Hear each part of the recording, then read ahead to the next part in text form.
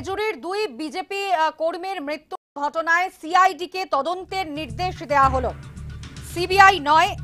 গতকালই আপনারা জানেন যে বিচারপতি তিনি হাইকোর্টে জানিয়েছিলেন যে গ্যালারি শো হয়ে গিয়েছে সিবিআই, এমনই মন্তব্য করেছিলেন এবং আজকে সিআইডিকে তদন্তভারের নির্দেশ দেওয়া হলো।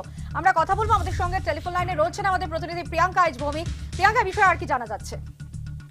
একেবারে দেখো, তুমি যেরকমটা বলছিলে গতকালই কিন্তু যথেষ্ট অসন্তোষ প্রকাশ করতে দেখা গিয়েছিল বিচারপতি দীপঙ্কর ঘোষকে। তিনি গ্যালারি শো এর সঙ্গে তুলনা করছিলেন সিবিআই কে এবং পাশাপাশি আবেদনকারীর তরফ থেকে এখন সিবিআই তদন্তের দাবি করা হচ্ছিল। তিনি কিন্তু আস্থা রেখেছেন রাজ্যের তদন্তকারী সংস্থার উপরেই এবং পাশাপাশি তিনি যে নির্দেশ দিয়েছিলেন যে এডিজি সিআইডি এবং ডিআইজি সিআইডি তত্ত্বাবধানে একটি তদন্তকারী দল গঠন করা হবে এবং সেই দলই কিন্তু পুরো বিষয়টা নিয়ে তদন্ত করবে। অর্থাৎ খিচুড়ি পূর্ব মেদিনীপুরে খিচুড়িতে যে দুই বিজেপি কর্মীর রহস্য মৃত্যু হয়েছিল সেই ঘটনার তদন্ত তারা করবে এবং শুধু তাই না, 25 সেপ্টেম্বরের মধ্যে কিন্তু তদন্ত কি অগ্রগতি হয়েছে সেই রিপোর্ট কিন্তু তাদেরকে জমা দিতে হবে।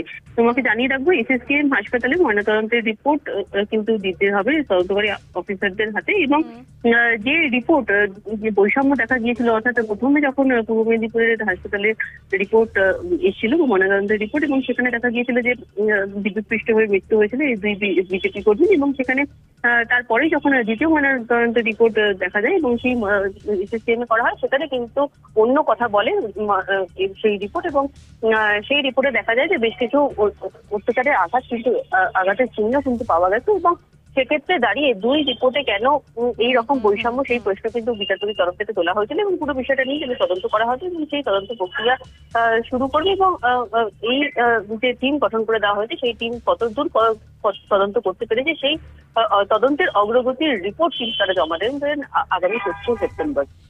ধন্যবাদ প্রিয়াঙ্কা। আনন্দা।